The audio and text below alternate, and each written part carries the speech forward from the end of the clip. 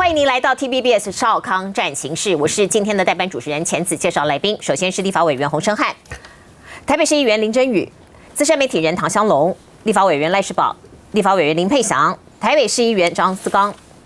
好，观众朋友，川普赢了，而且是大获全胜。我们看到共和党完全执政，不仅呢再度入主白宫，在国会也是两院参众两院全拿。川普重返白宫是今天所有报纸的头版头，我相信是全世界的头版头。我们来看看这个红潮。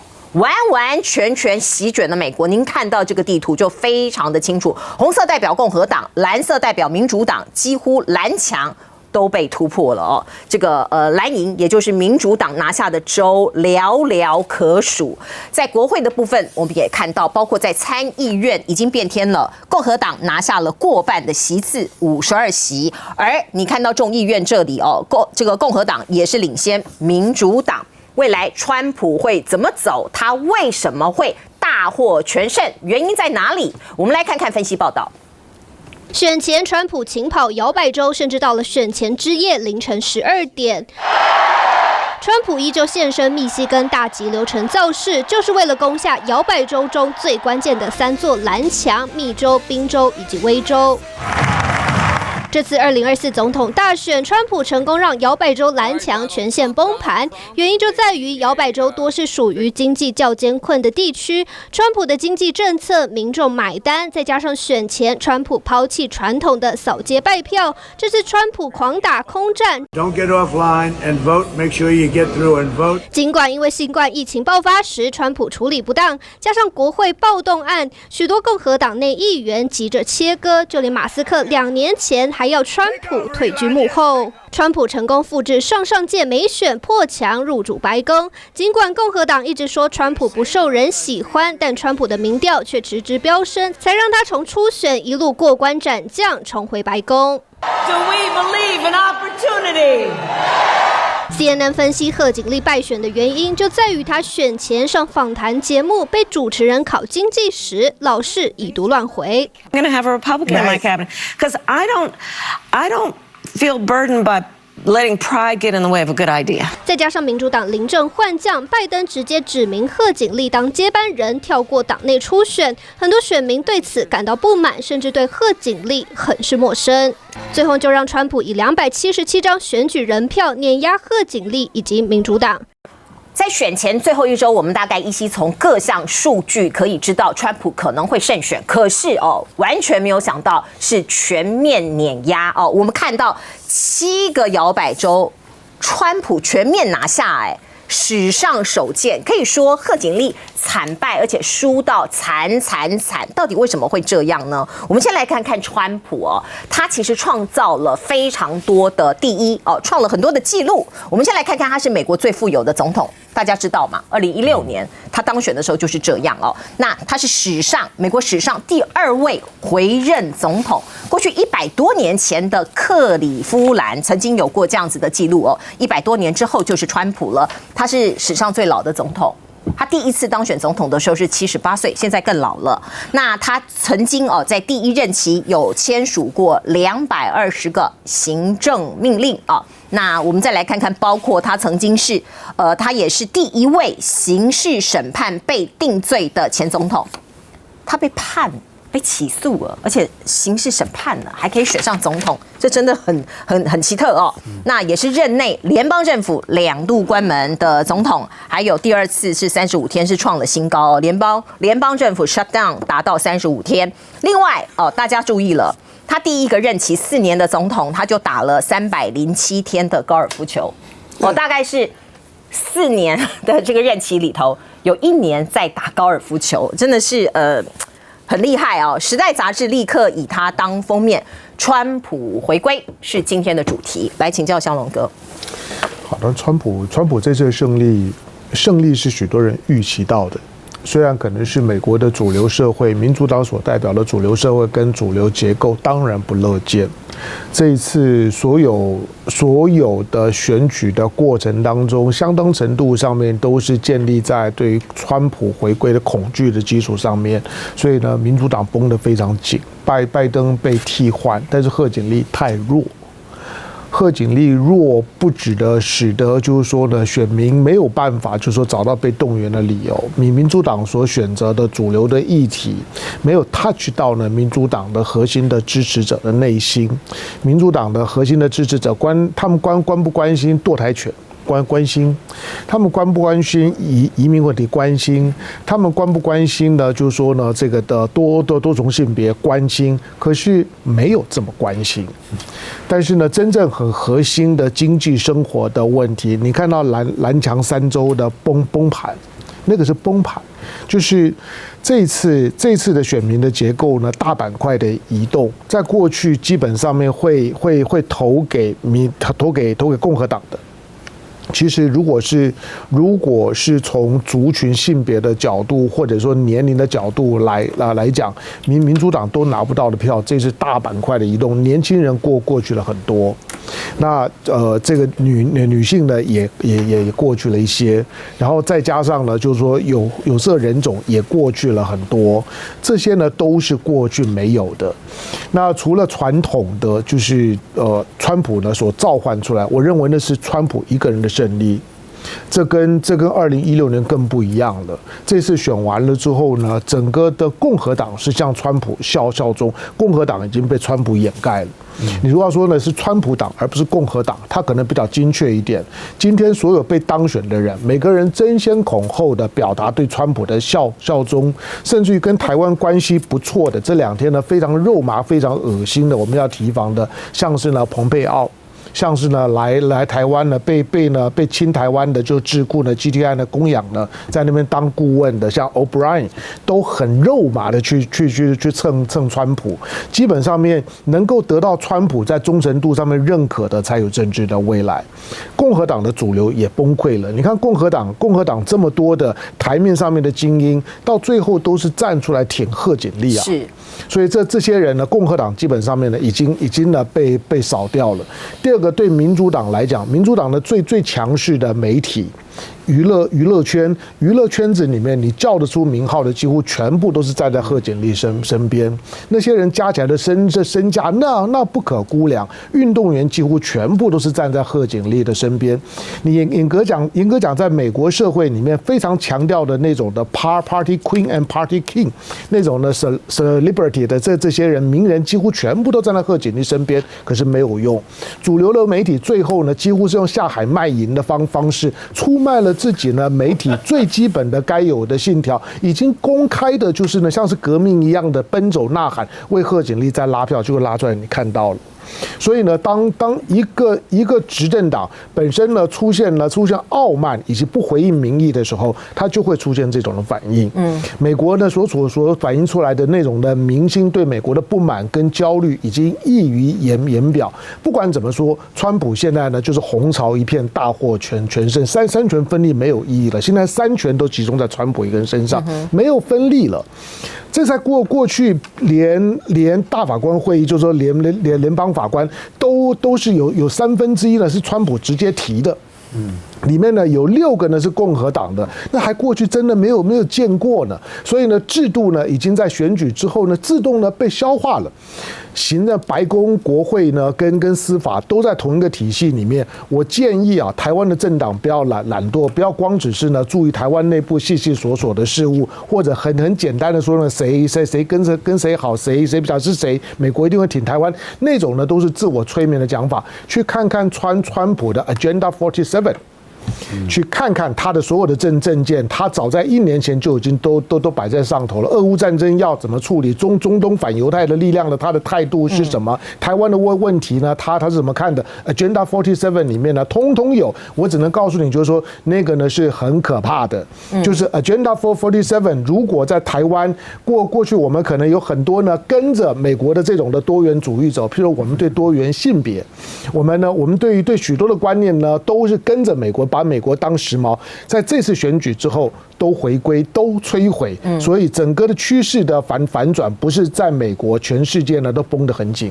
与其说是共和党的胜利，不如说是川普个人的胜利哦。其实如果讲更直白一点是这样。那刚刚香龙哥讲到 Agenda 47，川普会照着这个他选前的这个方向走吗？我自己认为可能也是有一个问号。你先看他明年吧，因为它里面有一个段落啊，是我觉得很惊悚的，就是他对美国的教育体制准备要大清洗。他认为教育部不要了，以后所有的老师，高中以上的公立学校的老师都必须要经过呢爱国的考核。换句话说，你听起来觉得不可思议，他就是这样子主张的，要经过爱国的考核，而且那个考核是聘用的标准哦。他从明年开始，明年的7月4号美国国庆之后，他要开始呢持续1年半以上的爱国教育，因为他说2026年是我们美国建国250周年。我们的爱国教育不见，要加强大家呢对美国的认同。他把美国的认同跟川普的认同绑斗在一起，那很可怕。这个呢，你如果说呢，他是一个民粹主义的领导人，他是一个带有法西斯色彩的领导人，我都同意。但是他就是赢了。你要不要担心说他像是当年的纳粹一样？我也担心，我相信许多反川普的都是担心这一点。但是他现在就是赢了，怎么办？民进党政府会担心吗？民进党政府已经做好准备了吗？我想几件事情哦。第一个事情是说，我们现在看到全球的民主国家，尤其在疫情之后，包括乌俄战争之后，当然确实都经历了很大的政治的动荡，包括在欧洲的话，大概就极右派的崛起。其实这一次川普在美国席卷的风潮，某个部分也是一个右翼崛起的力量，包括移民的问题，包括经济的问题等等等，其实都是哦。那当然我知道刚才包括萧宏大哥刚才讲，当然我们当然会有个这个公开的回应啊，当然还是说我们确实现在跟民主党跟共和党的关系都不差，可是我自己确实觉得需要观察的一个事情是，川普在2024年的再次的上任，跟到底2016年到2020年的川普政府还是不是同一个川普政府？我提这个问题的原因是因为，确实我们也看到蛮多过去在2016年到2020年辅佐川普的一些传统的共和党的幕僚，目前这段时间跟川普的关系并不好。所以这件事情对川普接下来的行事风格跟政策的走向，我觉得这是一个必须观察的事情。第二件事情是，我认为我们必须面对几个事情，因为川普上来以后，他有很可能在加剧包括贸易战的部分，也包括对于科技管制的部分。这个贸易战跟科技管制的部分，我觉得我们自己也必须来检讨我们自己内部的政策，台湾自己内部的政策，我们到这个部分做的够不够 ，O 不 OK？ 会不，比方说最近我们的高阶晶片落到华为手上的这个事情，这国际上面会怎么看？我们有没有地方必须补强？我认为我们都必须很务实的来面对这个问题，来面对川普重新上台以后的新的局面跟新的情境啊。这个部分我是同意，我觉得是需要一个，我觉得不只是跨部会啦，这不是外交部的事情，而是全面的在经贸上面的，必须重新都检视过一遍。我认为还有一些地方是有很大必须要补强跟调整的空间。我们老实说是这样子。是，川普的时代全面来临了，我们系好安全带了吗？进一下广告。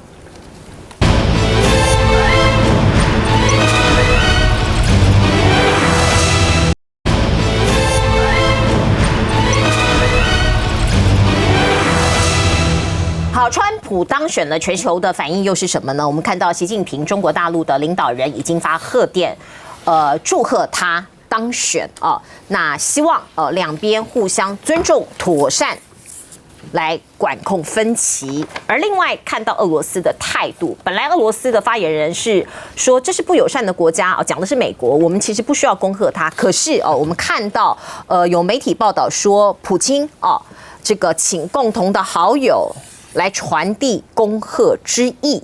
来看看报道。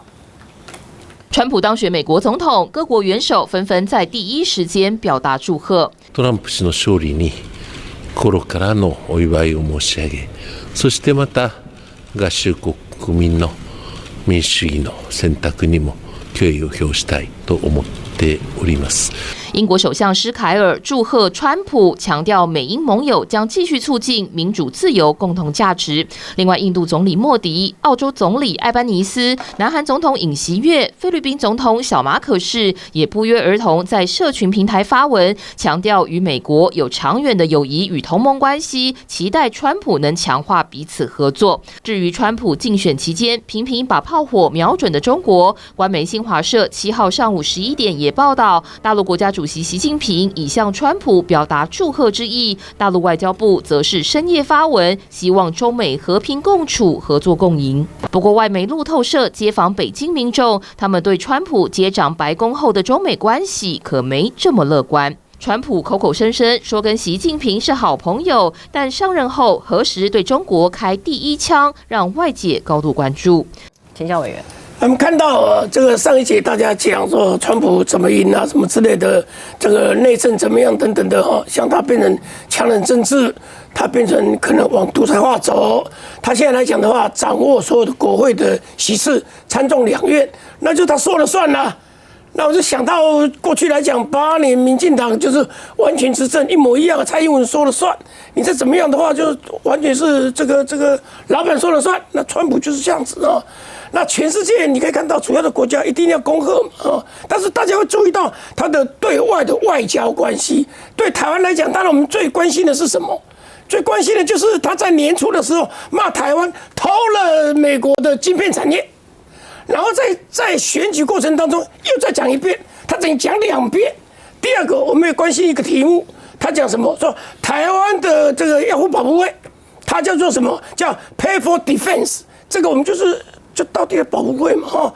那时候他强调是什么？强调说我们的国防经费应该占5%，GDP 的5%，GDP 有人大概说23兆，有人说26兆，不管怎么样20几兆，那是什么概念？5%现在大概多少？2.4%，2.5%，所以现在国防经费的 double， 现在大概6000多亿，将近7000亿。那 double 是什么意思 ？double 1兆多。好了，他选举的时候说台湾的这个要 defense。